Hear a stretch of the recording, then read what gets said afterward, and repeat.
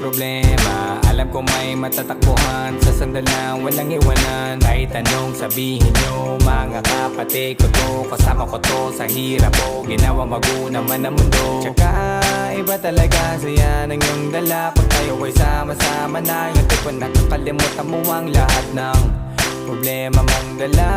Basta ganun na nga, pag tayo'y kumpleto na, mas masaya, diba? Gusto ko kasama kayo sa kulitan, sarap walang iwanan. At kahit na minsan nagkakaroon man tayo ng hindi pagkakaunawaan, tampuhan at galit, awayan, pag-usapan na lang sa tagayan. Di makatiis pag nakitang nakangiti, habiran wala na yan, sabay halakhakan.